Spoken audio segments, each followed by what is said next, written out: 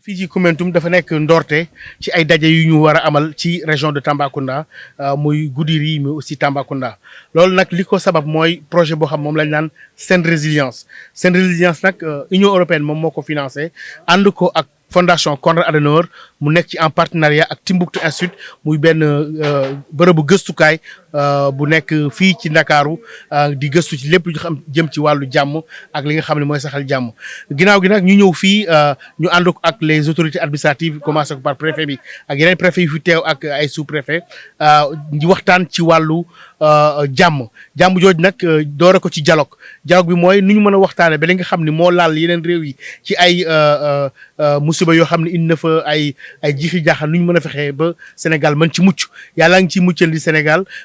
te li ko waral li ci ëpp nag mooy taxawaayu kilifa diine yi moo tax kilifa diine yi tey ñoo fi nekkoon ak ñun muy bépp diine nag ñu dajaloo fii ànd ko ak ñi nga xam ne ñoo fi nekkal état bi ak ñi nga xam ne service déconcentré yi société civile ak ñi nga xam ne ñooy takk der yi ñoom ñëpp ñu teewandoo fii tey ci Koumpentoum amoo fi waxtaan am solo jëmale ko ci jàmm ci Sénégal waaye duñ koy mën a saxalee waaye tamit nu ñu mën a fexe artu ba li nga xam moo laal yeneen réew yi ñu dendal ci wàllu woowu yàlla mën ci musal Sénégal loolu mu nekkoon solo su waxtaan wi mu nekkoon waxtaan am solo parce que dañoo ñëpp ci participer ku ne indi sa xalaat ñëpp indi ci li nga xam mooy seen gisin ba liñ fi jëlee incha allah buñ ko tënkee jébal ko kilifa yi jébal ko aussi population yi ngir ñaan yàlla musal Sénégal ci li nga xam ni moo xew ci yeneen réew yi nga xam ni moo ñu wër te loolu nag dafay laaj effort ñëpp effort bi nag ci kilifa diine yi takk der yi ci population bi yarkat yi jàngalekat yi ak ñi nga xam ne ñooy administration locale bi ak ndaw ñi ak jigéen ñi nga xam ni seen teewaay ràññeeku na loolu te ndaje mi amoon tey fii ci Koumpentoum. tudd Marie-Jeanne Samba maa fi teewal tey kii di fondation Konrad Adenauer ci lu jëm ci projet bi ñuy wax projet Sen Résilience nag kii di Union européenne moo ko financé ànd ci ak fondation Konrad Adenauer ak yeneeni partenaires comme Timbuktu Institute mi ñu fi indi tey ngir ñu waxtaan ci lu jëm ci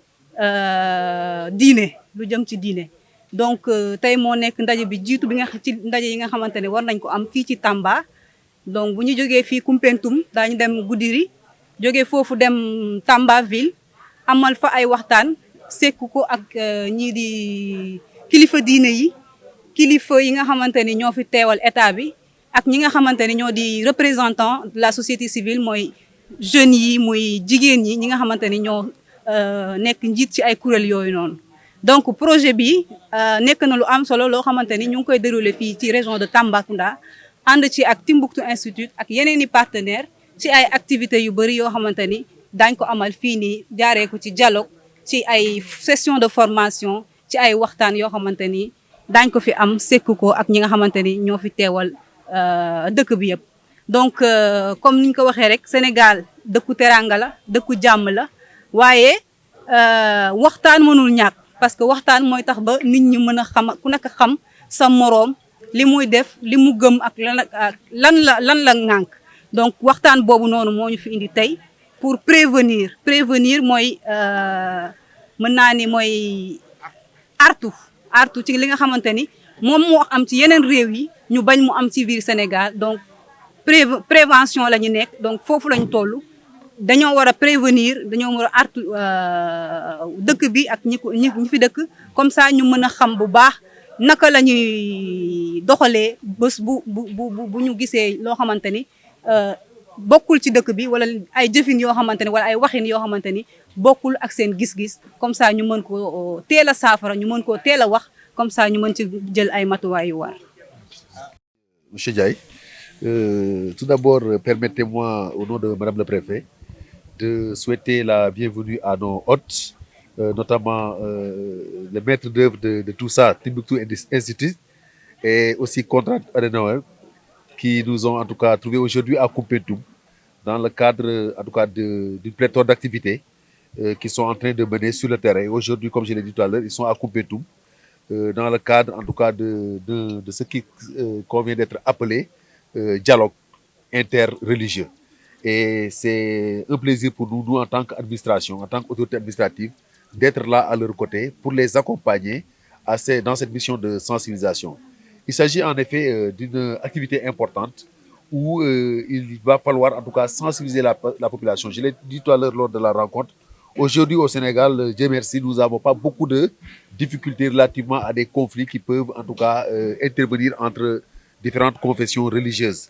Mais cela n'enlève en rien le fait, comme on l'a dit tout à l'heure, en tout cas de faire la sensibilisation, le dialogue. Parce qu'aujourd'hui, le contexte international, en tout cas à travers nos frontières, aujourd'hui, la région de Tamba est frontalière à beaucoup de régions, notamment frontaliers, des frontières avec le Mali, des frontières avec la Gambie, avec la Guinée et autres pays, où en tout cas la menace n'est pas trop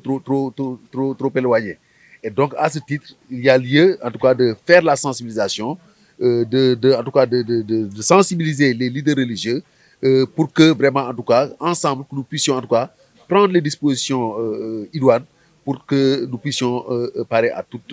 éventualité. Aujourd'hui, pratiquement l'ensemble des leaders religieux, que ce soit de la confession chrétienne comme de la confession musulmane, en tout cas, sont venus à cette rencontre-là dans le but, en tout cas, en tout cas, de participer à cette lutte commune qui est, en tout cas, de prévenir, en tout cas, tout risque en tout cas, de conflit. Je dis qu'aujourd'hui, en tout cas, du point de vue religieux, aujourd'hui au Sénégal, on n'a pas ce problème-là, mais il peut y avoir des ramifications, c'est-à-dire que des conflits peuvent émaner d'autres secteurs, que ce soit des conflits politiques, que ce soit des conflits ethniques, que ce soit des conflits liés à l'activité dominante dans le département, c'est-à-dire la transhumance, où en tout cas les gens quittent une localité pour aller vers une autre localité, et à travers cette transhumance-là, des conflits peuvent naître et par effet domino, en tout cas, que ces conflits puissent en tout cas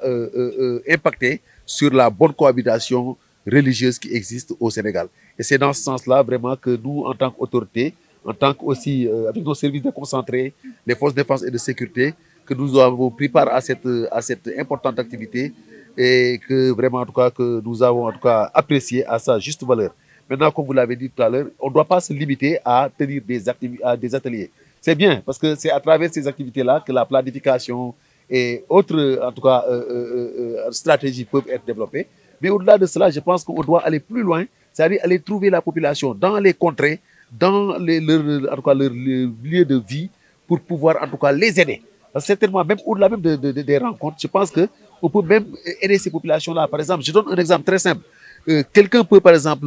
vouloir signaler, par exemple, un étranger, quelqu'un qui semble bizarre dans la localité, mais s'il n'a pas de téléphone, ça pose problème. Il ne pourra pas faire la signalisation. Si le réseau Internet, je pense que c'est la plus grande difficulté dans le département de Koupentoum, beaucoup de localités ont des problèmes de réseau téléphonique. Donc, s'ils veulent signaler, par exemple, quelqu'un qui semble suspect, ils ne peuvent pas le faire. Et c'est vraiment en cela que j'appelle en tout cas nos partenaires. Je pense que ce ne sera pas trop demandé, qu'ils puissent en tout cas descendre sur les terrains, faire le diagnostic sur le terrain, et à partir de ce moment, vraiment développer un ensemble en tout cas